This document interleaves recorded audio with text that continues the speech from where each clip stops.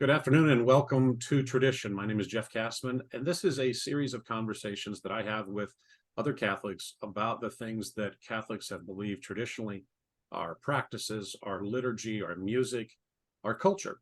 And today I'm glad to have with me on the show my friend Kennedy Hall. Kennedy, hello.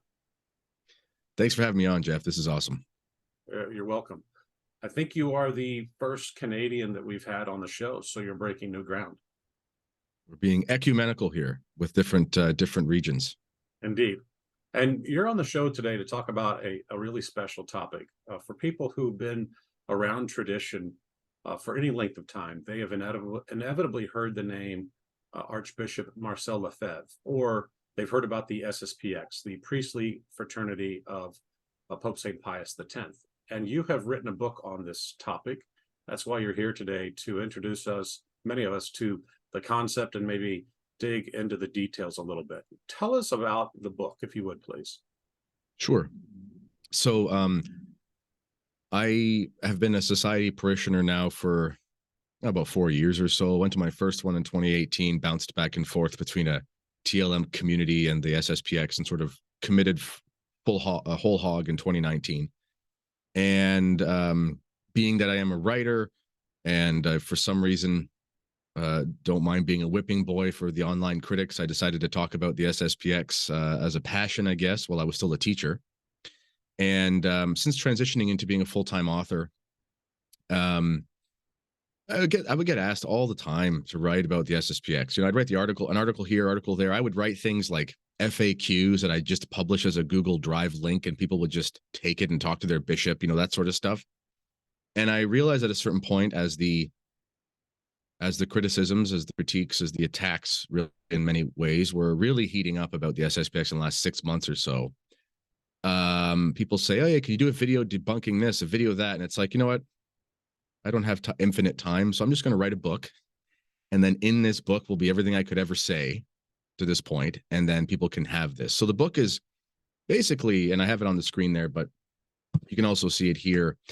You can buy this at Amazon. It's the guy who did my covers is an amazing artist. He did a really good job. His name's Enrique. But basically, the book, it's from start to finish. Who is Archbishop Lefebvre? What is the SSPX? What happened with the controversy in the beginning? What about the crisis in the church? All the canonical questions are dealt with. What about the 1988 consecrations? What about the SSPX now, under John Paul II, under Pope Benedict, under Pope Francis? What does it mean? And it kind of reads in some ways like if a layman were to write in a Thomistic style of asking questions and then giving the strongest answers possible. That's kind of how it is. So, I mean, if someone is of goodwill, which is a big if in some cases, if someone is of goodwill, I think that it offers an airtight, at least defense that someone could say, all right, that's respectable. And, you're not schismatics and stuff. Maybe they're not going to go to a society chapel, but they can read it and be intellectually satisfied at the status of the SSPX and the history of Lefebvre and his society. Thank you for that overview. Yeah, I think I appreciate your answer. Correct me if I'm wrong, but Cardinal Ratzinger, when he was still head of the CDFs, said to some visiting priests or bishops from Europe that Archbishop Lefebvre was the most important bishop of the 20th century. Was that quote correct? Yes, that was actually, I think it was reported at LifeSite first, or some German website. We have Micah Hickson, who gets a lot of the German stuff for us and translates it. Yes, it was just him talking to, I think it was a group of seminarians, most important bishop of the 20th century.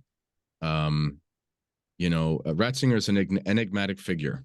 He's such a confusing, curious fella to figure out, in the history of the SSPX. He's kind of always there, always in the background. Sometimes he says one thing where you think he's going kind of against the society. The next minute he says something that almost fully vindicates them.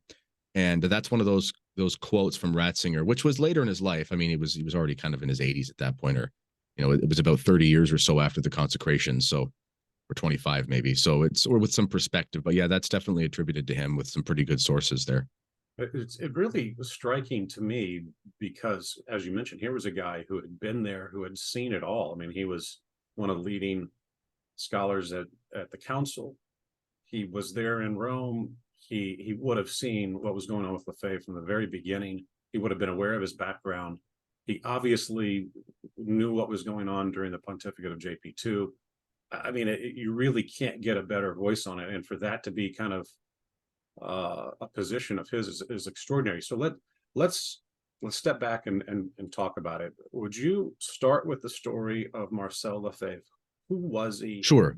What was his role in the church? What was he kind of known for? Give us the background on him. Sure. Well, whenever I talk about Archbishop Lefebvre, I always like to go back even before his birth. And I like to talk about his mother and his father a little bit. And there are letters that have been released over the years from his mother, Gabrielle Lefebvre. And it's pretty much a certainty that she was a mystic and a great saint. In fact, one of the letters between her and her confessor, her spiritual director, they seem to be talking about the stigmata she was undergoing. There's no evidence that it was bloody and visual, but there are Catholic saints of the past who have had the feelings of the wounds of Christ that are extremely real, and they do feel them, but you don't see them. There are very few that actually have the stigmata in the Padre Pio sense.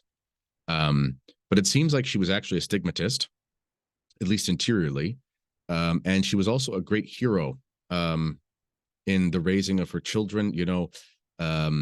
8 children, 5 became religious. I mean, this is the stuff of the Martin family with Sainte Thérèse de Lisieux. And his father was a very holy man as well. They were both Franciscans, I think third order Franciscans, like lay Franciscans. They did things like wear hair shirts and stuff like that with the permission of their spiritual director. His father died in a labor camp by the Nazis as he was fighting as an older man. Because remember, Lefebvre, this was World War II. Lefebvre was born, I think, about 1905. World War II was in the late 30s, early 40s.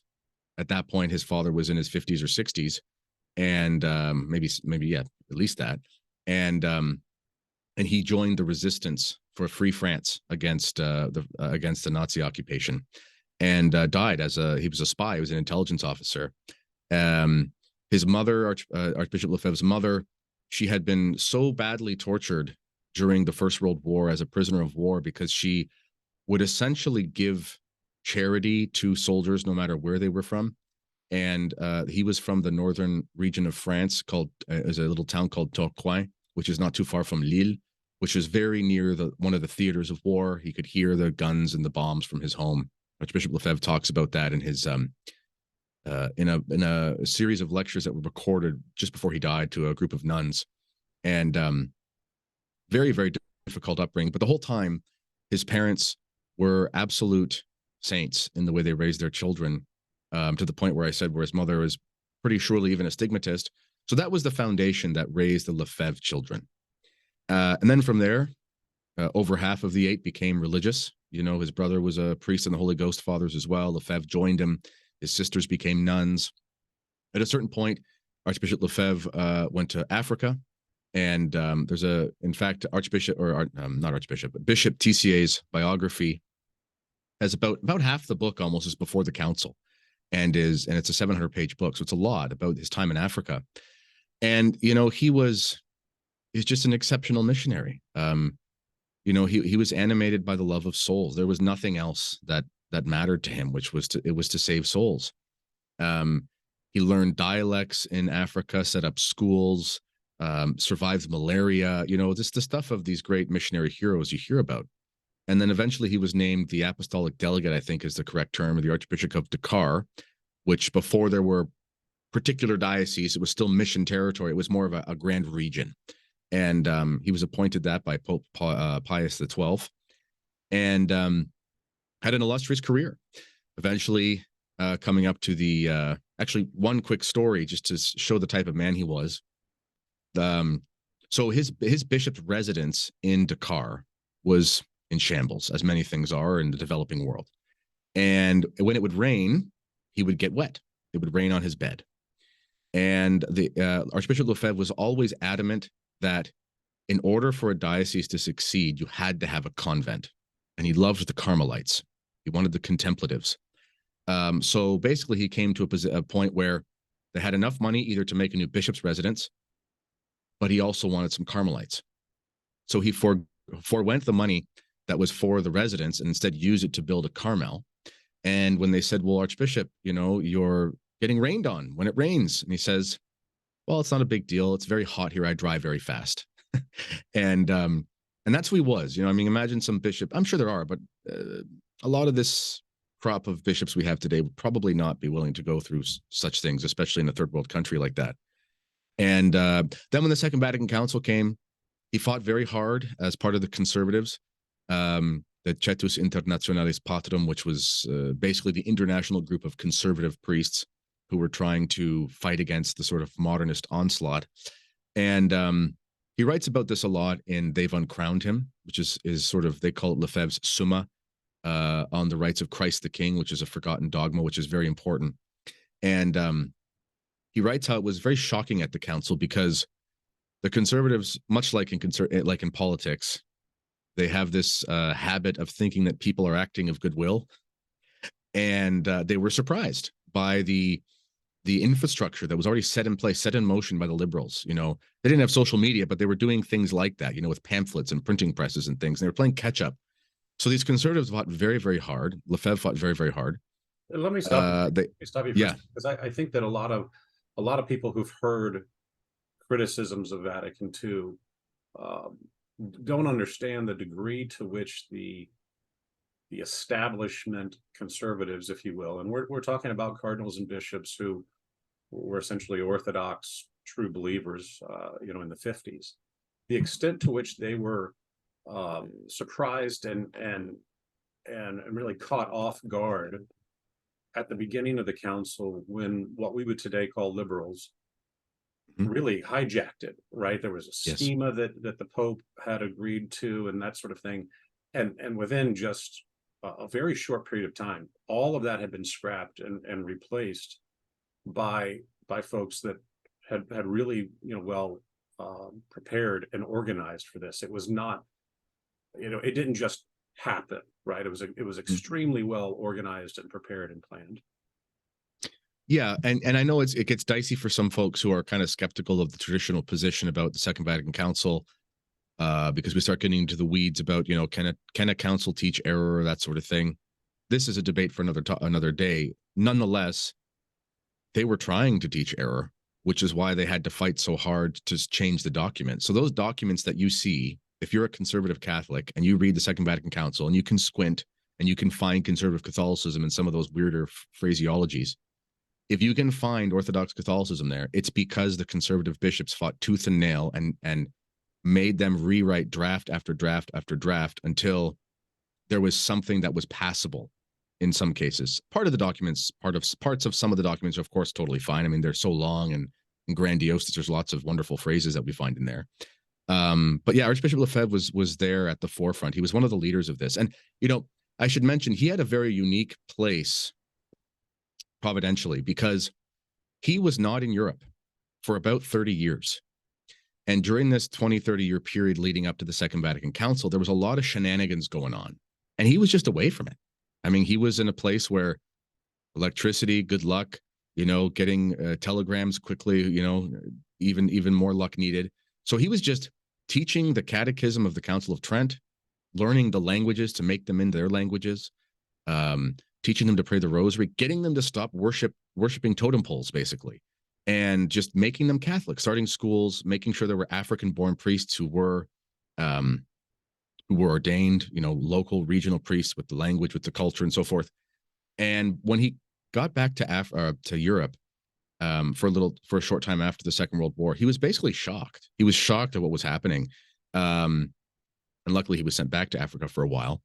So when he got to the council, I mean, he was just in the most innocent sense. I don't want to use I'm not using the word naive in a pejorative sense, but in a sense of being like a child, because we're supposed to be like children if we are sons and daughters of Christ. We're like we children inherit the kingdom. He had this childlike naivete about him because for him Catholicism was very simple. It was just simply the faith that we always knew, and he didn't have time for all this. When you're trying to save souls and dodge malaria at the same time, you don't usually get in debates about some obscure passage from de Lubac and try to teach that to your congregation. you know.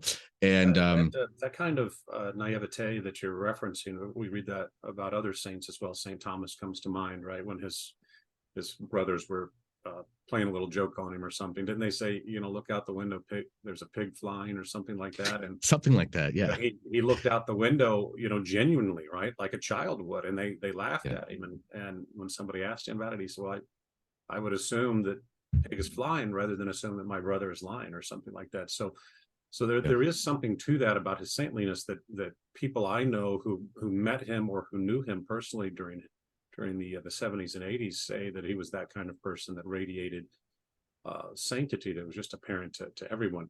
Quick stat before we move on, because you've talked about Africa, and that was formative. 27 years, I think it is, as a missionary, and then he was sent back as the superior general of the Holy Ghost Fathers, and he was responsible for 18 countries. What is now, I think, 18 countries, right? A huge part of Africa. And one of the things that's interesting when we talk about the fruits of his missionary work in Africa is that much of the growth that we have seen in Africa in terms of the Catholic religion came in the areas where he was responsible. Kind of interesting. Yes, no, and Janet Smith, in a wonderful series of essays she wrote for Crisis, responding in defense of the traditional Latin Mass, she mentioned Archbishop Lefebvre in there about basically the strength of African Catholicism, and saying, if you think that continent is very strong, especially in the French-speaking parts, I mean, there was a man in charge, and his spiritual children grew up, and they're in charge now. So I mean, there's a causation there. And so after the council, he was in his 60s. He was in his early 60s. He sort of now was in a position to be like an Archbishop Emeritus type thing, and also was now working as the superior of the Holy Ghost Fathers, which was at a time an illustrious group of priests. I think it might have been the biggest missionary order in the church for a time, if I'm not mistaken. Maybe it was top 3, but it was pretty big. We're talking thousands and thousands were all over the world. And but then he realized at one of the general chapters, one of the meetings, that the modernism had infiltrated real deep into his order. And again, because he was away from Europe for so long, there's like this disconnect. It's kind of like what we see in politics again. There's these people in their towns and their counties and stuff, and their boots on the ground, and they kind of know what the people want, so to speak. And then they talk to the brass in Washington, and it's like a different language. He realized something like that was happening. The Holy Ghost Fathers around the world were just doing what they always did, but this sort of theological movement that was seeping up through the administration was very strong. And he resigned. And he just basically said, okay, I'm going to be a retired bishop. I'm going to give lectures, do priestly retreats, kind of like what Fulton Sheen did. He, for the last 10 years of his life, he sort of just went around and did priestly retreats and sort of tried to help manage the decline, if that makes sense. And Bishop Lefebvre was sort of in a similar position. But then, as Providence would have it, when he was in his late 60s, I guess at this point, a group of young men who basically had to escape the French seminary in Rome, because one of the flashpoint events for them in the late 60s was, I think it was during the 1968 general elections in France. The Communist Party of France flag was flown from the balcony at the French seminary in Rome, which was obviously a massive scandal. And these young men said, we came to the seminary to be priests, not become communists. So they went to Archbishop Lefebvre, and I think there were 9 in the first crop, if I'm not mistaken, something like that. And their parents had also been basically petitioning Archbishop Lefebvre to take them under his wing and do something, which we need to unpack that for just a little second here, because how many bishops exist? 2,000 or so. At that time, probably 2,200 or something like that. And of all those bishops, they went to Archbishop Lefebvre. This tells us that not only was he known amongst, missionaries as being good, but he's living in Europe at this point. He's retired as a bishop, and people knew what kind of man he was. And they knew there was a crisis at a seminary, the seminary Archbishop Lefebvre went to, by the way, and had glowing things to say about it in the 1920s. And they realized that they needed him. They needed there was something about him that they needed to help form their sons.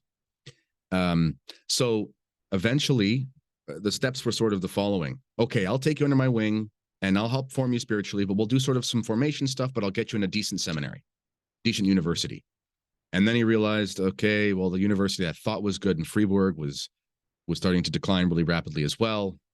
And then eventually it was, there's really nowhere I can send you where you're not going to have to encounter modernism, liberalism, and so forth. So I'll start a seminary. And he did. Started the Society of St. Pius X in the normal way. You know, all the I's were dotted, T's were crossed, that sort of thing. Started the seminary in the same way. And then perhaps we can talk about this as we go here. But then the controversy arose sort of around 1974, 75. And that's where we start to see the real kind of hot and spicy story that everyone knows about the SSPX. So in those years following the council, and especially with the promulgation of the new rite of Mass and then the new rites for the other sacraments, in many places it was just wholeheartedly accepted, Europe and the United States in particular. But there were these pockets of confusion and worry, and these seminarians were coming to him, and he essentially, with official church permission, started this seminary, and the goal was to form those priests in the old ways, teaching them to believe as had always been believed, and teaching them to offer the Mass and the sacraments as had always been believed. And then they were going to go back to their parishes, go back to their dioceses. The original plan was never for him to have a religious order. Is that correct? Yeah, more or less. I mean, there was so much in flux at this time. Just as an aside, people will say, well, it's so idealistic that you think that they could go back to saying the old Mass. And I say, well, hold on a sec. Everyone was able to say the new Mass within about 8 months. So it would take longer with the Latin Mass because of the language and stuff, but you could still get back pretty quick. I mean, look how hard, look how fast the church acted for all the COVID stuff. I mean, they can't get certain things done, but all of a sudden when there's something they really want to get done, there's stickers on the floor, there's new protocols, there's new instructional videos made, there's attendance things, there's new, they went full on, almost like mobilizing on, in Germany in World War I. Like, they got after it pretty fast. And so you could do that. I mean, that's not idealistic. That's just something the church could easily do. Now, but at that time, it was really unclear about what was going to happen, because here was the seminal question. Was the old Mass canceled, the technical term being abrogated, or was there simply a new rite that was promulgated? Because, and theologians continue to debate this, but there was a document called Quo Primum, which in theory, technically a pope could say, we're moving on from this. But there were permissions in there, basically, that priests could say the old Mass in perpetuity.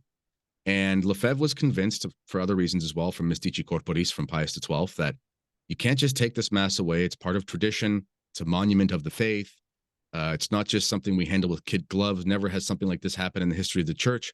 So, one of his lines was essentially, it's absurd to say that I can't say the same words of consecration over my chalice that I used when I was ordained. It doesn't make any sense. And so he continued with the old Mass. And at a certain point, the society was facing, or he was facing, and the priest that would be ordained, the first crop, they were facing a potential suspension. And just before the suspension was to come into effect, a nuncio, a delegate in Switzerland from Rome, went to the Archbishop, and he said, just say one new Mass with me. I have my missal, and all these problems will go away, and everything will be smoothed out. He didn't say you had to stop saying the old Mass forever. He said, you just have to say one new Mass. And Archbishop Lefebvre's response was very witty, and he said, I'm okay. I've already said Mass today. And after that, eventually there were suspensions leveled. Essentially what that means is priests were ordained without the proper permission, so to speak, after the society was suppressed. Now, I will say, when we do talk about the SSPX, while it is good in certain contexts, and I do this in my book because it's a book, you have time to make your arguments. I mean, it's very hard to do this on YouTube, and I don't think it's helpful when people do it. But it is good in certain contexts to let's get into the canon law. Let's get into the nitty gritty. But first and foremost, we do have to agree, or at least attempt to agree, on the fact that there is a grave crisis in the church. And if there is a grave crisis, then certain things are permissible that are not permissible in normal times. An example I like to give in my book, to think of the heroes of the Vendée. The heroes of the Vendée, what they did is acceptable and good because there was a grave crisis in France and because they were responding to aggression that was working against the good of France. If there was no crisis in France, then what the Vendée soldiers would have done would have been called treason. It's the same with the Cristeros. If there is no reason to defend your patria, then there is no justification for setting up your own militia. Okay. So in a similar sense, people will say, well, show me every jot and tittle of canon law. Again, we can do that. And I do that in my book. And I consulted some very strong canon lawyers and experts and things like that to make some good arguments.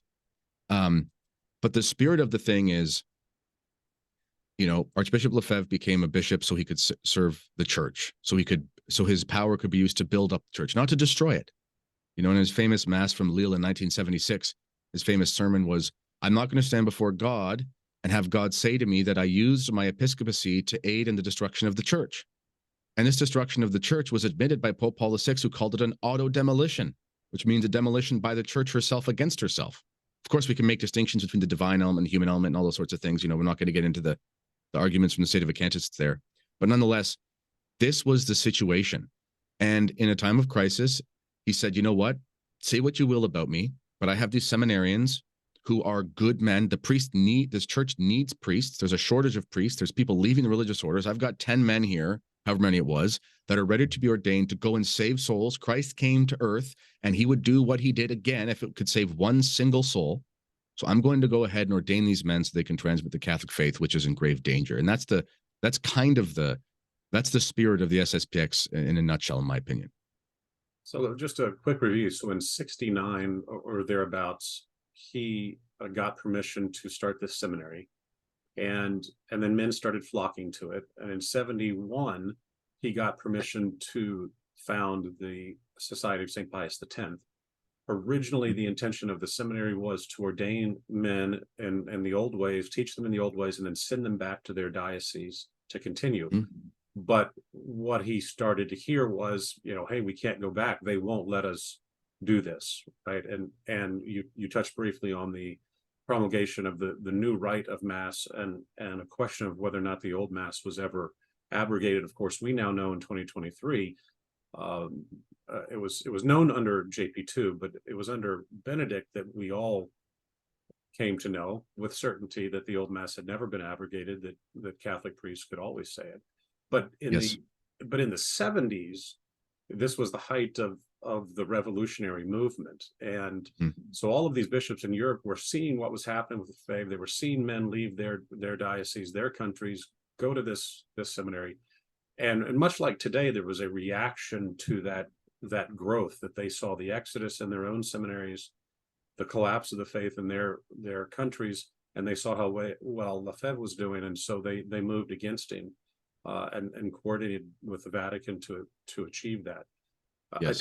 I think it's important for people to understand that history, that he did not start out to do what later became necessary, and he changed because the situation changed. And he was saying at a time when really no one else was saying it, no one in power, no one, you correct me if I'm wrong, but no one in authority was saying there's a crisis in the church that is truly catastrophic. It represents a mortal threat. Today in 2023, I think every person of goodwill knows that that's true. We have the hindsight, we have all the statistics, we can see that the greatest crisis probably since the Arian heresy.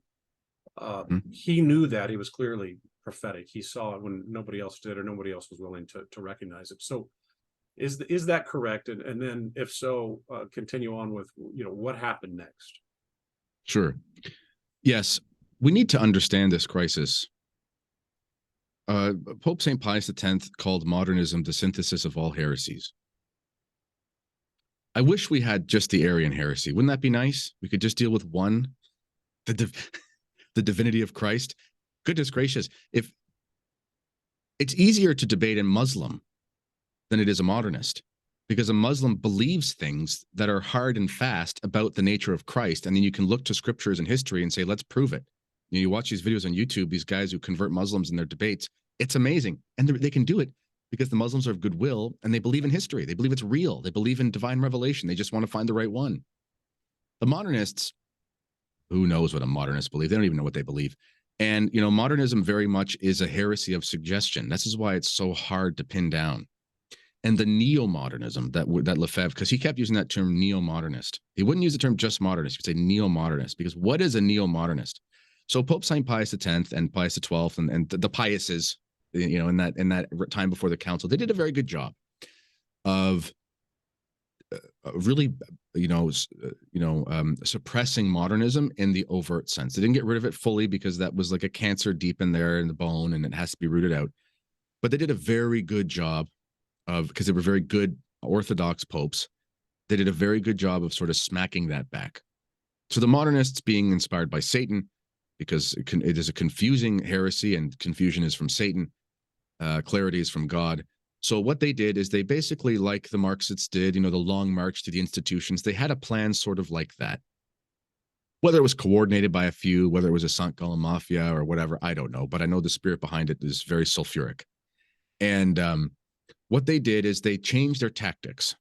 So instead of promoting very obvious modernism, let's make people modernists with a mechanism of suggestion. And this is why the modernism that we're dealing with today is so difficult to deal with. Because you look at the text and you say, I can't say you're a heretic technically, but I can say that your words would be accepted by heretics. That's kind of the crux of it. And this is what we see in the Second Vatican Council. It's hard for me to say there's objectively in my face an error that is explicitly against the faith. But it does seem like you've confused the ends of marriage there, which would be an error. And that's the perception people get from it. That's kind of where we are. So Lefebvre was our crisis. It's a crisis of a new version of the synthesis of all heresies. Talk about a crisis. Again, how easy would it be to be just dealing with Arianism? So basically, after that time in 75, the SSPX just continued. I mean, Archbishop Lefebvre, there were hundreds of men flocking. The seminaries were full. They had 4 or 5 different seminaries, different parts of Europe within like 5 years or something crazy like that. Opening up the United States, getting St. Mary's, Kansas, getting, was it in Armada? The first one, I think it was. And yeah, suburb of Detroit. Yeah, that's right. And I'm actually only about an hour and 20-minute drive from Armada on the other side of the border. And I went down to the fundraising dinner for the St. Joseph school there in Michigan last year. It was a wonderful time. So shout out to all those wonderful people there and Father Kimball. But it was just growing like crazy all over Latin America, Europe, Australia, they were needed everywhere, Canada. And so they just continued. Now, at a certain point, Archbishop Lefebvre was getting old. And there were many moments of discussion between various authorities in Rome and Archbishop Lefebvre in that sort of 13-year period between the suspension and the 1988 consecrations. Yeah, so let's give people a perspective. So from 76, when all of the official permissions were removed, and yes, he was suspended. Some of the other priests that he ordained were suspended. They continued on with their work, and really nothing dramatic happened in terms of the relationships between the society and the church. They continued to grow. The church was generally preoccupied with other things. But in the mid 80s, he was getting older. His health started to decline. The society had grown substantially. Of course, there was a new pope, JP2, who had also been hostile to him and to his efforts from the earliest days of his pontificate in 78, Lefebvre. And I think this shows his goodwill. In 78, just 2 months after JP2 was elected, Lefebvre went I heard that it was characterized that he begged to be able to, continue to just to say the old mass and form men to do that, and the Pope refused. Not the act of a schismatic or a heretic, right? No. Go to the Pope and ask for things. So anyway, it's the mid '80s. Bring us up to date on what happens and what that all builds up to in 1988. Sure. We should also add in that meeting Pope John Paul II and Bishop Huander, which maybe we'll talk about later, a Swiss bishop who is very interesting and part of the society's providential history at this point. He said in one of his recent videos, in the meeting, he asked Pope John Paul II, give us a document to sign that just very clearly states we can interpret the Second Vatican Council in light of tradition. And he wouldn't produce one. Now, maybe he didn't want to, the old expression, you don't negotiate with terrorists. Maybe it was more of an authority thing than a doctrinal thing. But either way, the goodwill was on Lefebvre's behalf. It was very clear. And so anyway, leading up to the 1988 consecrations, we're now in a position where Lefebvre is older and sicker. He actually was developing a very severe bowel cancer that did take his life a couple years later, about 2.5 years later. And Lefebvre, he just, he's in his 80s, his early mid 80s. He's just flying around the world doing consecrations, ordaining priests, confirmations, ordaining priests.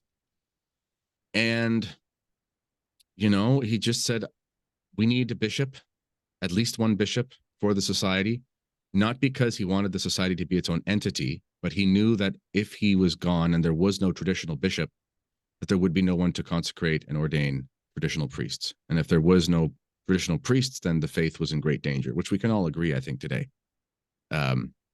So he went through a long series of negotiations with Rome. Much of it is with Cardinal Ratzinger, and you can read. This is one thing I love about the SSPX. There's transparency.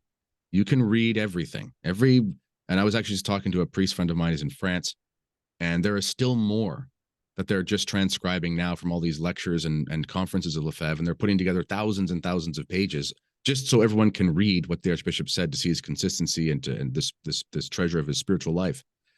So Lefebvre was in negotiation with Rome. Eventually, they sent a visitor, Cardinal Gagnon, who is one of the great heroes of the 20th century for what he did to investigate the Freemasons and the Curia. And also, funny story about him, he told Pope John Paul II in their brief meeting in 78, the year of the three popes, that there was going to be an attempt on his life. And Pope John Paul II's response was, who would want to kill the Pope? So what Cardinal Gagnon did, he was tired with the politics. He went back to Colombia, where he loved to be, and talk about the Sacred Heart and catechize children and things as a cardinal or as a bishop. And after John Paul II was nearly assassinated, his first words, they say, coming out of coma, were, find Gagnon. And he brought Gagnon back to Rome and made him a cardinal and got rid of the Freemasons, and that's as best as he could. Anyway, so Cardinal Gagnon was sent to visit with the society. We do have Cardinal Gagnon's words about what he thought about Lefebvre. It was written in the guest book at one of the houses. And he said, hold tight and guard this treasure of the church. That was what he thought about Archbishop Lefebvre. So they get to an agreement, Lefebvre and Rome, that in theory, they'll give him a bishop. Also, during this time, Archbishop Lefebvre, he approached Rome with half a dozen solutions. Make us a prelature, make us like an eparchy, make us like an ordinariate. There are mechanisms in the church where you could have the normal juridical procedures, and we just have a sort of different way of operating so that we would be free to keep the traditional faith for the faithful and not have to be at loggerheads with bishops. And all of those were rejected. All of them were rejected. So they for those listening, they've probably heard of religious orders and ordinariates and prelatures, but the word eparchy might be new to a lot of people. Usually we use that word to refer to a province of Catholics who are not necessarily of the Latin rites. They might be Maronite or Byzantine or whatever they are. So we would say eparchy. So it would be kind of certainly that would be a novel application for the Roman Rite, but he was clearly kind of casting about in every direction that he could to find a status where they could have an official status. They would be in good standing. They could have a bishop of their own, right? Because without a bishop, you can't continue the the apostolic orders in the traditional rite. You can't continue the same formation of priests. Yeah. And again, he wasn't asking for an eparchy in the strict sense, but like, here's a structure we have. Or he also suggested something like basically almost like an apostolic region, like basically mission territory. And I think America and Canada are probably mission territory at this point. I think we could use some missionaries that would bring us the faith. Oh man. But they said no to everything. So they agree in principle on the bishop, but he does sign an accord May 5th with Cardinal Ratzinger. And what's interesting about that is that people will say the SSPX is schismatic because they don't accept everything in Vatican II. And in this accord that was very clearly signed by the head of the Holy Office, or the CDF, and Archbishop Lefebvre, they were clear on a couple points from Vatican II that they would accept, which is fine because there's 1,000 things from Vatican II you can accept. Much of it is just normal Catholicism. But it said debates will continue in like basically in a charitable spirit, so we'll continue to discuss. We can't figure it all right now. So if people say that the SSPX is schismatic because they don't sign on to everything from Vatican II without a critical thinking skills, well, they should blame Rome for agreeing to that, because that was agreed upon by the authorities, so to speak. So yeah, in any case, two good points I think to consider about that. Number one, obviously schismatics don't sign documents with the CDF, right? There's a whole different dicastery that deals with non-Catholics. So that's the church in an official capacity, making it clear that they're not schismatics. But also people, any Catholic understands the role of obedience, and they think about, hey, an ecumenical council, this is a big deal. They have an instinctive response to say, well, gosh, how could you withhold assent to an ecumenical council without realizing that Vatican II was unique in that it did not promulgate new dogmatic binding definitions, right? It promulgated lots of stuff that had been previously taught that, of course, we would already be bound to without a council. But there were a couple of those points. If we're going to talk about it, let's just briefly cover it, if you don't mind. When people say, well, what was the problem with the council? And when Lefebvre was resisting, nobody else was resisting. Today, of course, even kind of mainstream conservative types, let's not name names, we'll get somebody in trouble, but it's pretty clear now after 60 years that if you read Vatican II in light of other councils, Vatican I as well, that there were, let's call it 4 points of concern where people are now openly saying, yeah, that's a problem. And I would, correct me, but I would say collegiality, ecumenism, religious liberty, and kind of the nature of the church. That he was saying, hey, I got some concerns because it doesn't sound like it used to sound, and we can't change church teaching on these things, right? We just protect what was given to us by Christ and the deposit of faith. We can't make up new stuff. Is that a fair summation? Sure. And actually, you know what? I was just looking for, you reminded me of a quote here, and I didn't want to get it wrong because then people will say I'm spreading misinformation. These are two great theologians and saints in the church history. So one is St. Robert Bellarmine, and here's just a quick snippet of what he said, dealing with the notion of what we have to sort of de fide, completely adhere to in a council. And he says, the great majority of acts of an ecumenical council do not pertain to the faith. For neither the disputations that precede the decrees, nor the reasons that are adduced, nor the things that are introduced to explain and illustrate them, but only the bare decrees themselves are de fide. And not all decrees, but only those that are proposed as de fide. So what does this mean? We know it's infallible, meaning we have to assent to it. And also, just let's do a little bit of linguistic investigation here. If something's not infallible, then it means it's necessarily fallible, or at least open to fallibility. If it doesn't have a protection of infallibility, then it can't be infallible, which means it could be an error. It could be suggestive of error. This is just the logic of what the word means. So when St. Robert Bellarmine is saying only the things in councils that are de fide must be believed, well, how do we know something's de fide? Well, it's clear when they define a very distinct dogma, and it's clear when they have anathemas attached. The Council Fathers and the popes that oversaw the Second Vatican Council were very clear that no dogmas were defined, No new dogmas were defined. So if there's anything that is in it that is definitive, it must be an old one, which means we could find it outside of the council. And there were no anathemas.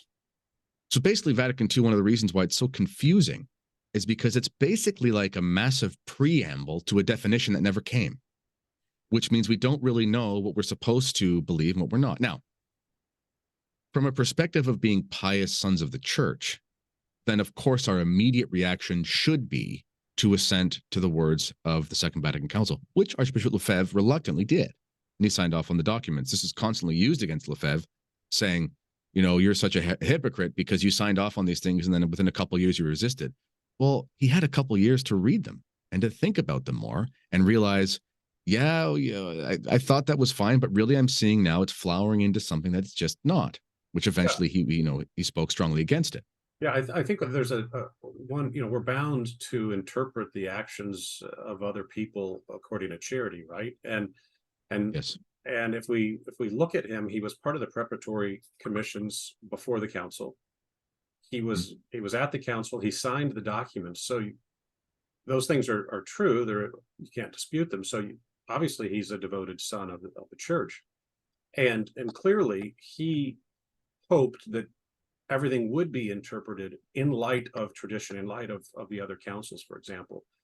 But it wasn't until later that it became clear that that was not the case, that these things were being interpreted in a completely contrary way to tradition. And that's when he really started to dig in his heels, because you could no longer, under the guise of charity, interpret it in the best possible way. It was clear the way it was being executed by the church herself, that there was an attempt to change those things. And we're talking about, we used some big words earlier, but for people listening, we're talking about whether ultimate authority is found in the Pope or in the bishops, or the Pope plus the bishops. We're talking about whether or not people can be saved outside of the Catholic Church. We're talking about whether or not you can go convert people. We're talking about whether the God of the Muslims and the Jews and the Hindus and so forth is the same God as that of the Christians. We're talking about whether people have a right to be in a non-Catholic religion. They're rather important things. And it was clear to him by the 70s, certainly by the mid 80s, that what he maybe had at one time just been confused about was no longer a point of confusion. He had reached certitude that around the world there was a global effort to change those things. Yeah. And but this is, people have to understand, this demonstrates a very Catholic spirit. You give the benefit of the doubt to the church, to the hierarchy, to the superiors, and then you try. And then when you try and try again, there's an expression in Latin, acta non verba. In English, we basically say actions speak louder than words. The words of the council say one thing. The actions of those who embrace the council whole hog say another thing. And this is why people will say, well, Vatican, or the new Mass, it isn't really the Mass of the Second Vatican Council. I call foul on that, because it was the Mass that clearly was established in the wake of the council by the greatest champions of the council. So the devil's in the details, as they say. And that was Lefebvre's basically trajectory. And it's very similar to what many of us go through. I was a sort of an adult revert in my early 20s, mid 20s, kind of bounced around the conservative Catholic world for 4 or 5 years trying to figure it out. Then I find tradition and I realize I just don't think the same things about these things that I used to. It's not because I'm a hypocrite. It's not because I was, a liar or something. It's because I really tried. And then I realized I just can't assent to this thing anymore. And it just doesn't really make any sense. When I read more than just the council, when I read older stuff, I go, even Pope Benedict, when he was a theologian, just as a private theologian or whatever, he said that I think it's Gaudium et Spes operates as a sort of counter syllabus, meaning, what's promulgated in the Second Vatican Council, at least in one document, looks like it's contrary to infallible teaching and how from Pope Pius IX. And how do we know it was infallible? Because the anathemas were attached. So anyway, so then essentially, maybe we could, if you want to talk about now, we get to this point of the consecrations, and that's a whole other ball of wax. Yeah. So thank you everyone for staying with us as we work through this timeline. So by 1988, things had reached kind of a climax, right, in terms of the tension between the SSPX and Rome, with Lefebvre saying, "Hey, we need a bishop," and he really wanted to be one of his own men, right, that he had confidence in, and Rome essentially, ultimately saying no. Mhm. Well, yeah, Rome stalling. And so this is what happened May 5th. He signs this accord. And here's what Archbishop Lefebvre said. He signed it reluctantly. He even describes it as he was shaking as he was signing it. Because you got to understand something about the Archbishop. He never wanted to be in this position. Never in a million years did he want to be in this fight for the soul of the church, which is probably why he was in it.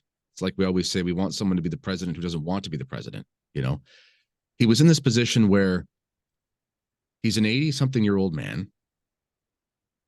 They're calling him, people are calling him a schismatic. They're calling him all the things that he's not. He's the opposite of those things. And now he's in a position where essentially, at least as far as he could tell, something like the future of the church was in his hands.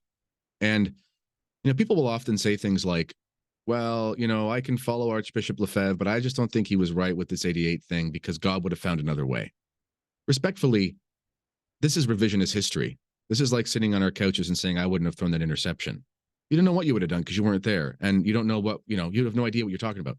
And it's also just as easy to say, God did find a way, and his name was Archbishop Lefebvre, because God does use human instruments. And Lefebvre was like so many saints in the past. He was so reluctant, not in a sense of disobedience to God, but in a sense of humility.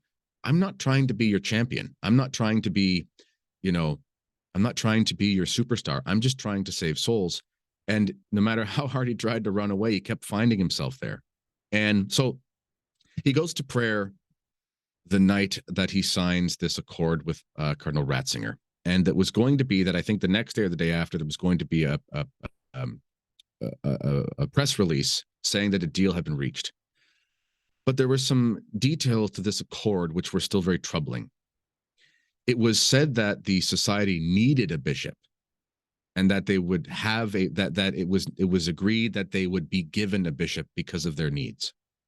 Didn't say when, and to be honest, with the way Rome had dealt with the SSPX, you know, he had every reason to think, I'm dealing with some bad actors here. Which, again, in my book, Father Murr, who had an inside scoop into what was going on in Rome in the 70s, he knew just how poorly he was treated by the secretariat and so forth. And Cardinal Gagnon told Father Murr after the consecrations, he's like, well, I cannot condone what he did, because of course you can't officially condone it. He said, I can't say he was wrong to believe what he did and why he did it. You know, meaning I know these snakes in this crisis and they're very bad. And so Lefebvre goes to prayer that night. And what Lefebvre says is that he was prompted by a grace while petitioning the Blessed Mother for inspiration.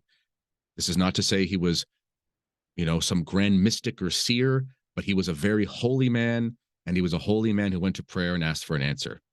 And the answer that he was given was essentially, you have to call Rome's bluff, basically. They're not going to give you bishops. Because here's the thing. The accord said that you'll be given bishops. He had already presented at least half a dozen candidates. And let's be honest, let's look around at the type of priests who become bishops in our church nowadays. I think the priests of the SSPX were probably as qualified as anybody to be a bishop in the 1980s. Look at the ones we have. You know, God save them. So it wasn't a matter of qualification. There's no reason to say these men can't be a bishop or an auxiliary of a small diocese. I mean, there's no reason to say that if we really think about it. It wasn't like they weren't qualified. They were overqualified, perhaps. And so he calls Rome's bluff and he says, okay, you've said I can have a bishop. He also said, one bishop's not enough. And now if we look at Opus Dei, we understand quite well why that's the case, because now it's no longer really a prelature because there's no prelate. They take away the one bishop and all of a sudden you no longer have your authority, your freedom, so to speak. He wanted to have 4 bishops. And he said, okay, Rome, we're going to do this on June 30th. And Rome said, whoa, no, that's too fast. Let's think about sometime in August. Let's think about sometime in November. And he basically realized Rome was waiting for me to die. And with great courage and with great humility, in my opinion, he went forward and said, okay, come what may, I'm going to do what I can to preserve this which was at the time the only traditional order of priests in the church, and he went through with the consecrations in 1988. Soon after that, with the next day, he was told by Cardinal Gantin, who was the prefect for the Congregation for Bishops, that he had committed an act that was excommunicable, and that he had also committed an act which was schismatic, which is very interesting because he was warned before the consecrations that if he were to go through with them, he could receive a penalty under the 1983 Code of Canon Law that would warrant excommunication, but he was not warned that he would do something that could warrant a penalty of schism. So we also cannot say that Archbishop Lefebvre went to the consecrations ignoring a warning of schism, because no warning existed. The day after that, I think it was July 2nd, if I'm not mistaken, Ecclesia Dei Adflicta from Pope John Paul II. People people unfortunately say that Archbishop Lefebvre was excommunicated by the Pope, which he actually never was. If he was excommunicated by anybody, it was himself, because that was the type of excommunication that was alleged. If there was a prelate who was in charge of declaring that said excommunication had taken place, it was Cardinal Gantin, which is with the official letter. Pope John Paul II did not excommunicate Archbishop Lefebvre. Pope John Paul II wrote a letter saying that Archbishop Lefebvre had excommunicated himself. This is why in 2009, when the excommunications were lifted, which I don't think were ever valid, which is in my book, and many people agree with me on that, many high churchmen and great scholars and so forth. In fact, I think it should be said that this issue has been studied by canonists over and over again, and repeatedly, as more or less, people have said, Lefebvre was not excommunicated by the Pope, and did not excommunicate himself, because the code itself says, if you believe there's a state of necessity, because of what you're doing what you're doing because you believe there's a state of necessity, the penalty is not incurred. And even if you think there is, but there isn't, it's still not incurred, right? So it's, in the decades since, I think it's pretty clear. I won't say unanimous. It's certainly the majority. But it's clear by the actions of Rome. And in my book, I do have, again, the important canonical understanding here, because I'm a big fan of the show The Office, and there's a famous scene from the show The Office where Michael Scott is in a lot of debt, and he wants to declare bankruptcy. He walks into the office and he says, "I declare bankruptcy," and his accountant says, "Yeah, you declared it, but you actually have to officially declare it. There's like a process that doesn't do anything." When Cardinal Gantin released a letter saying Archbishop Lefebvre was excommunicated, the actual process to deal with the excommunication never actually took place. And it's very clear in the Code of Canon Law that the effects of an excommunication do not take place until it's declared. Doesn't mean you just yell it from the rooftop. It means that you deal with the procedure. And there was a great canon lawyer. He was a New Zealander, a Kiwi, Father Meuli, who was an eminent scholar. And he was actually a great lawyer in the courts of New Zealand, as well as in the Roman Rota. He was an extremely well-established lawyer, both in the civil and ecclesial sphere. And he puts the canonical, mumbo jumbo, whatever the specifics in there, to show us exactly what he means. But he says, if this was a real declaration, there's reference to a court in session, there's a number of a case, and so on and so forth. None of these things happened with Archbishop Lefebvre. It was basically almost like a tantrum. He did this thing. We write a letter. We're angry at him. He's excommunicated. The church has courts. The church has laws. The church has lawyers for a reason, because it's a perfect society, not a tyranny. And that's how it's supposed to operate. And so I think sometimes go too, on. in 1988, people had a perspective of JP2 that perhaps was not very objective. And here we are 25 years later. I think it's now fair to say, whatever you think of him as a man, as a bishop, as a cardinal, that the pontificate of JP2 was an utter disaster.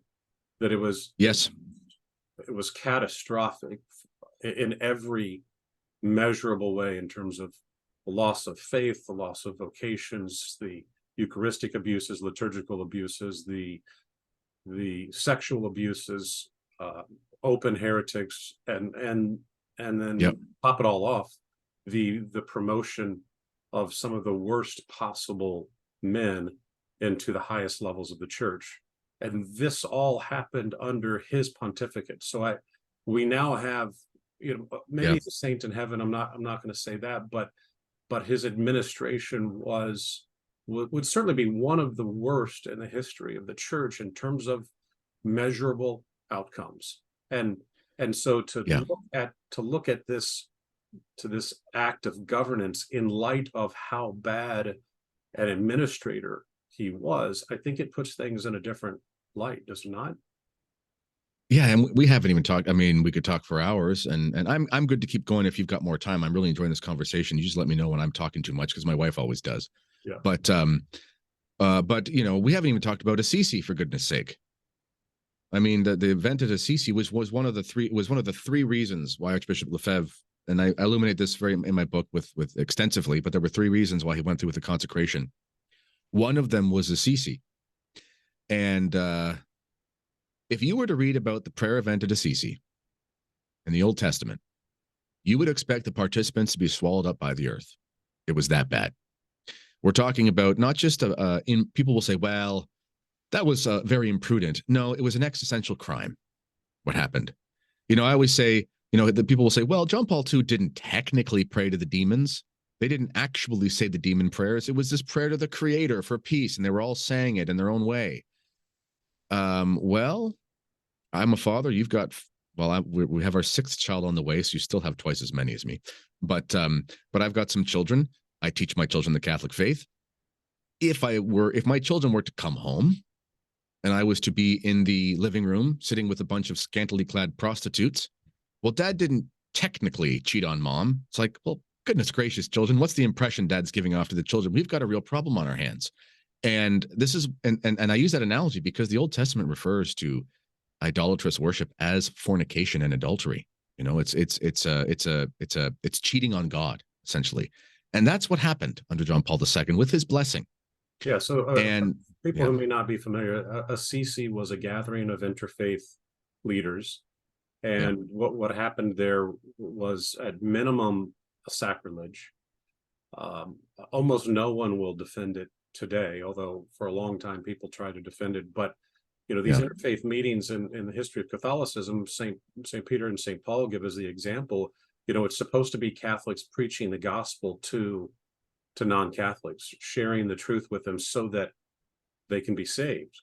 And that's not what happened. And so that event was pivotal, probably the gravest action by a pontiff until the Pachamama stuff, but we don't want to. Maybe in history. Yeah, you're right. Maybe in history. Pope, St. Paul rebuked Peter to his face because he attended a dinner where they served kosher food, essentially.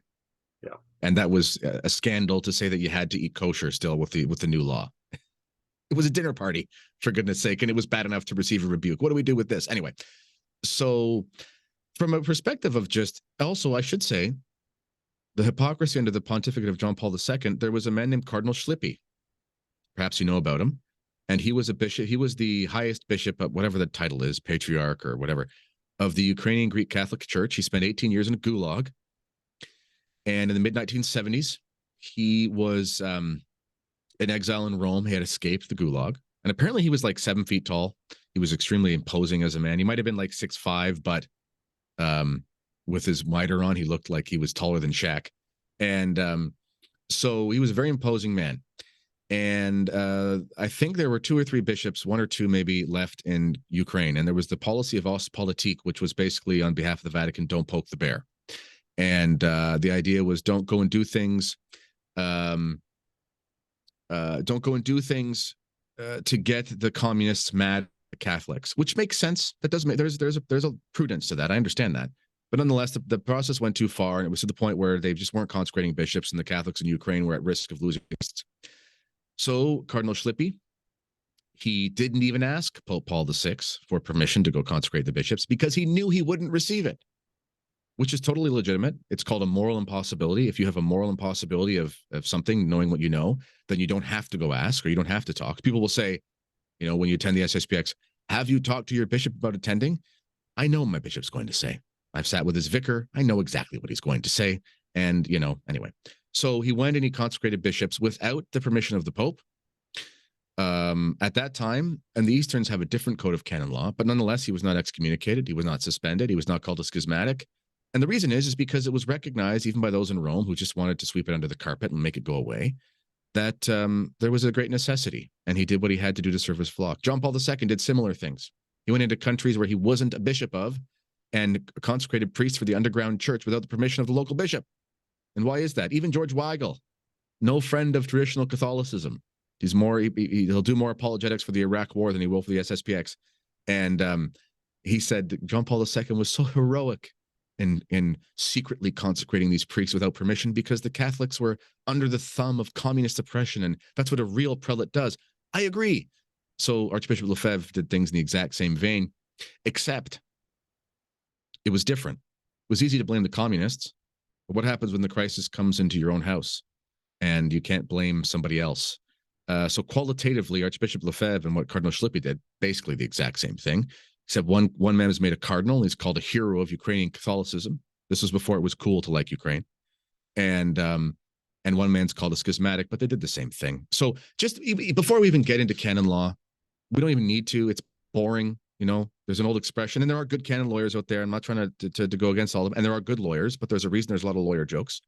And, you know, an old priest friend of mine said in seminary, the expression was, if you have a heartbeat, you get a degree in canon law. I think Dawn Eden Goldstein was just made a canon lawyer at Catholic University of America. I would not want her adjudicating any of my canonical things, knowing what she believes about the faith.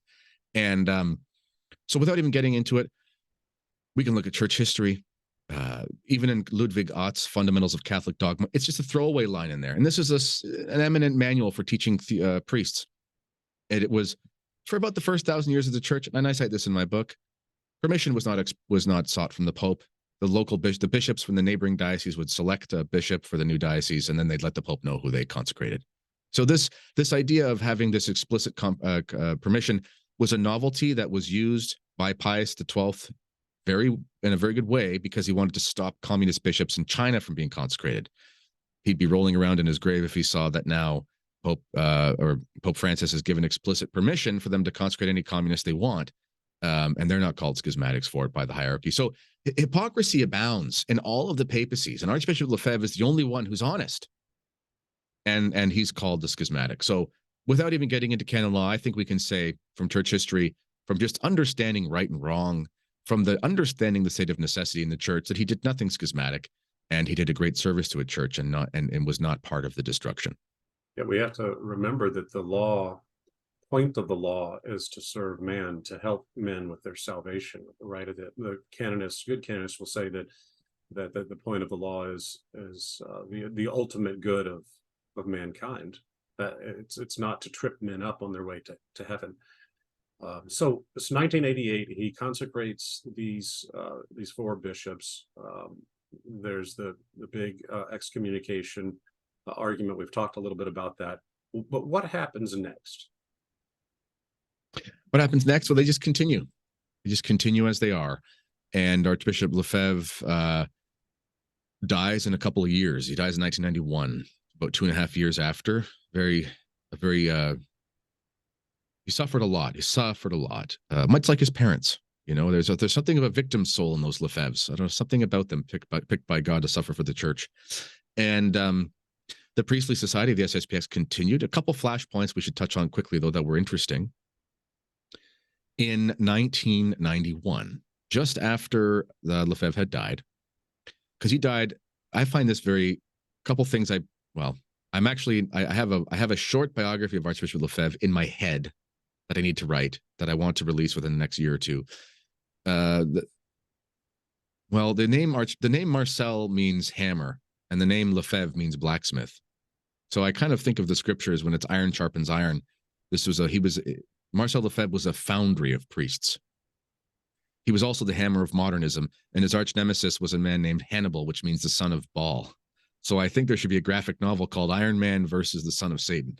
And it's Archbishop Lefebvre against the spirit of Annibale Bugnini. Anyway, I think there's something there. But he died on March 25th, on the Annunciation, which I think is so fitting because it's both a Marian and a Christian, as a Marian and a Jesus feast day. And it was almost as if they were announcing to the world that a great saint had entered eternity. And he loved the Blessed Mother so much. Anyway, Very but interesting too about his yeah, death. So he died in Switzerland. Not many yeah, people know that not only did the local bishop come and pray at the Archbishop's crypt, but yes, the papal nuncio did as well. Um, yes. pretty And so did extraordinary. Cardinal Oddi. And so did Cardinal Oddi, Yeah. which you're not supposed to do if someone's excommunicated. You're not supposed to do that. Also, I should say, those fellows out there, it is impossible to be excommunicated in the afterlife. So people will say Archbishop Lefebvre is still excommunicated. My goodness gracious, that would have been, can you imagine? That would mean that St. Joan of Arc, because she was excommunicated by the letter of the law, it was made null, I think, 5 or 6 years after her death. But technically speaking, she was under a penalty in the beatific vision. This is the logic of these people. And because an excommunication by the Catholic Encyclopedia is a penalty for a member of the church militant. When you die, you're no longer part of the church militant. You're in the church suffering, the church triumphant. And you're in purgatory or you're in heaven. The point of an excommunication is to get you to come back to the sacraments, but you can't come back to them when you're dead. It's like saying so-and-so is still in exile. It's like, no, he's dead. He's not in exile anymore. He's not around to be exiled from the country.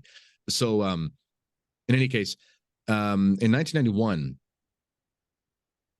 one of the society bishops, Bishop Williamson, story for another day, he performed some consecrations in Honolulu, Hawaii. It's called the Hawaii Six. It's a very famous case. Anyway, 6 adults, because I think that the children, you can't be under penalty under the age of 18 anyway, or something like that. So the adults were excommunicated by the local bishop, following the letter of the law of Pope John Paul II's opinion about Archbishop Lefebvre. Because, and this is in fairness to Pope John Paul II, he was being very consistent with the logic of what an excommunication means. If you read Thomas Aquinas, he's very clear that if you literally, I think he says something like, if you would go and try to receive a favor from somebody who's excommunicated, you become excommunicated. You know, excommunication in the old sense is like the lepers in the Old Testament. It's like you leave the city and don't come back until you're clean. So John Paul II was following this very Thomistic tradition and was basically saying anyone attached to the schism of Archbishop Lefebvre, so-called, would be at the risk of excommunication themselves, which does make sense if the penalty exists. And so these 6 people in Hawaii, they petitioned Rome after it was decreed in their diocese that they were excommunicated within a couple of years, which is pretty fast for a Vatican court. They come back and they say, and Pope Cardinal Ratzinger says I forget the wording, it's in my book, but basically the proclamation is invalid. There is no penalty.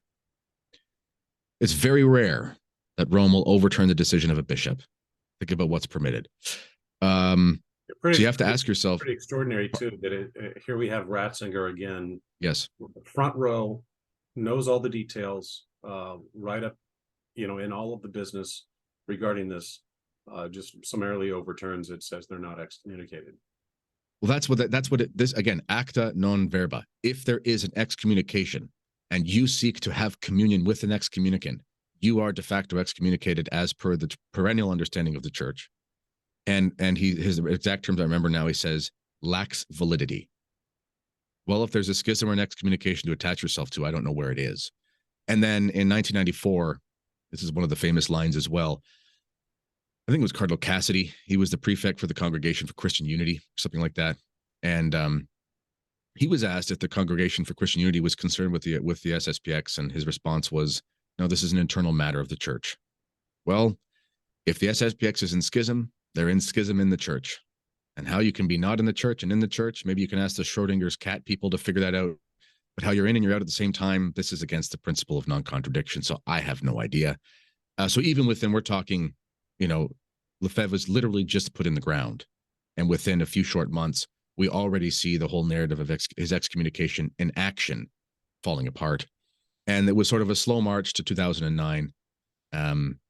People will say, the bishops are accepting this lifting of the excommunications. Aren't they accepting that excommunications are valid? You have to understand something. The SSPX, the bishops of the society, They want there to be a unity. They want Rome to return to tradition. They want Rome to stop the schism it has with its past, so to speak, in a metaphorical sense. And they will accept this gesture from Rome because they're Catholic bishops. Doesn't mean they accept the logic of them, but they understand that the perception is that they're excommunicated. So if Rome is willing to lift those things, then they'll eat some crow and they'll go say thank you. And that's what Catholics do, you know. And now, as it stands in the church, the dust has long since settled, and Pope Francis recognized that they could hear confessions, which they always could, because every soul can approach a priest, and if there is necessity for this, for the good, it literally says in canon law, for any just cause. Someone always asks me, "Do I have a just cause?" And I say, "Do you want to go to heaven?" They say, "Yes." I say, "That's a just cause." For any just cause, you can approach even a suspended priest. You cannot give faculties to suspended priests, let alone excommunicated priests. This is an impossibility. So Father Z wrote this very clearly in one of his illustrious blog posts, and he said, you know, he worked in the Ecclesia Dei Commission, and he said, you cannot give faculties to an excommunicated priest or suspended priest. That's what suspension means. You can't exercise your priestly function. So when Pope Francis says they have faculties for confession, people will say, well, where is the letter lifting the suspensions of the priests or whatever? They don't need one. The acta, the action speaks louder than the words. They can't be suspended if they receive them. Or you believe the Pope is in the habit of giving faculties to the suspended priests. What a crisis that would be. And 2017, they received permissions for weddings, which again, canon law is very clear. If you have to wait longer than a month, literally says if an inconvenience will persist for more than 1 month, then you can be married in front of witnesses only. And if there is a priest available, you are required to have him or a deacon witness your marriage. Well, good luck getting married within a month in the Latin Mass or at all in a diocese. Depends on when the pre-Cana course is offered, etc. So that's never been an issue. And then in 2018, I think it was, Bishop Flay announced that Pope Francis had said that the SSPX have permission to ordain priests in any diocese, even without seeking the permission of the local bishop, which means that the priests, again, they couldn't be suspended, but this is further proof that they can't be because they have permission from the Pope. And so at this point, I really don't understand, given the history of the society, given the crisis in the church, given everything we've discussed and everything in my book, I don't understand why there's anyone trying to say the SSPX is schismatic. Ironically, to say the SSPX is schismatic in 2023 is to disobey the Pope, which would, in their logic, make you a schismatic. Yeah, it's a bizarre situation. But there's even more to it, right? In the last couple of years, there's been a close friend of the Pope who has not only come out and said, hey, they're Catholic, and the Pope says they're Catholic, but he has taken up retirement in one of the SSPX. Is it a seminary? Yes, it was one of the seminaries. Yeah. So tell us about this story, because it's a remarkable twist, which probably really infuriates the folks who don't like the SSPX. But one more proof that they're Catholic and they have the approval of the Holy Father. Well, yes, his name is Bishop Huander, and one time I said his name improperly on a show, and I said Hollander, but forgive my my understanding of Swiss German is very poor. But Bishop Huander, he was the Bishop of Chur, German-speaking diocese, I believe, in Austria. I might be wrong on that. It might be in Switzerland, but it was German. He's a German-speaking Swiss. And anyway, he worked with the Ecclesia Dei, and he was tasked with basically just talking to all these traditional communities, fraternity, society, Christ the King, Good Shepherd, all these different groups. And that work started in 2015. And that was by the express will of the Pope. And then he retired. And he basically was sent explicitly by the Pope with his permission to be kind of like a retired bishop in residence, kind of doing reconnaissance. I don't know what the proper term would be, but he's retired, but he has a task. Because when bishops retire, they don't just go to the beach. They retire to do something. I mean, no, they're never really done. So they'll do some sort of symbolic position or whatever. This was what he was told to do. Very interesting. I was talking to one of the priests one of our priests is from Écon, Father Rion. He's a wonderful man. And he's a young man. He's in his, I think he might just be 30. And he spent some time with Bishop Wander and whatnot. And I think he served as subdeacon at one of his masses. And when Wander moved in with the SSPX, he actually decided to clear his schedule. And he had all these meetings he was going to have with the fraternity and the institute and things like that. And he cleared his schedule. Said, if I'm going to understand this Lefebvre thing, I'm going to understand the SSPX, I'm just going to be here, and I'm not going to, I need to be here immersed, read things and understand things, and not have this barking in my ear of these contrary opinions, not because it's not good to listen to them, but because if you get interrupted and you're trying to understand something, you'll just lose that train of thought. And so 3 years later, I guess 4 years later now, he's been living with them. He celebrated I think it was his 50th anniversary of being a priest. He celebrated that mass in an SSPX chapel with the Swiss Guard present, this Pope's Swiss Guard. Must be those Swiss Guards in an irregular canonical status and in partial communion with Rome, but that's a whole, maybe we can ask the Pope about that. And he recently came out with a series of videos, and he has said the SSPX is not schismatic. Pope Francis told him they're not schismatics, that they never were, that Archbishop Lefebvre was a great saint, and he basically is now hoping to have a conversation with the Pope and say, the solution to the crisis is to go backwards. The clock has not been set properly, and the only thing you can do is set it properly back to where it's supposed to be. People think going backwards is not a solution when you're supposed to be progressing. But if, C.S. Lewis said, if you're lost in the woods, the most progressive thing you can do is to go back to the beginning so you don't get even more lost. And recently, Bishop Wander did something very symbolic. He did the consecration of the chrism oils, or for some of the chrism oils. I'm sure the bishops did their own in different places, but he did them in Switzerland. Why is that important? Because those will be used for the ordinations of priests. The consecration of chrism oils, of the holy oils used by the priests and the bishops, this is always seen as an act of unity with the church. This is why, you talk to the fraternity priests who don't say the new mass, and they have to go and kind of sit and just sort of watch they don't concelebrate technically, but they have to go to the consecration or the chrism ceremony, and they have to be there because it's a unity thing. And they're sort of, they're reluctantly, and just they don't make them participate, but they have to be there because this is an act for the diocese. This is an act for the church. So the fact that Bishop Wander consecrated these oils that are going to clearly be used for sacraments of ordination for the SSPX, this is extremely important. Here's a bishop in good standing, explicitly so, there with the permission of the Pope, on a mission from Rome, so to speak. And he does something as an act of unity with the SSPX, with the church, for the purpose of consecrating priests and potentially bishops, depending on whenever that happens. So it's a very fascinating development. People have been speculating for a long time, when is the society going to get new bishops? And Don Pagliarani, he has been clear that when they need them, which they will at some point, no, there's speculation, no one really knows. But when it does happen, it will be the same way. They'll petition for permission, I personally think they'll get the permission from Pope Francis, because at this point, what are you going to say? The excommunication isn't valid. That no one's going to believe it. That I think they'll get it, to be honest, which will be a head explode day for a lot of these malcontents on the internet. And but they do have a new bishop, essentially. Providence has brought them a man of the church who has now, it's been amazing. I don't know if he speaks English very well, but it's been amazing seeing his videos. They're in German, but the subtitles are legitimate. And much like when you would listen to Archbishop Lefebvre, he says very little, but he says a lot. And he speaks very clearly. And I'm just very excited about that development. Yeah, another extraordinary twist in this entire thing.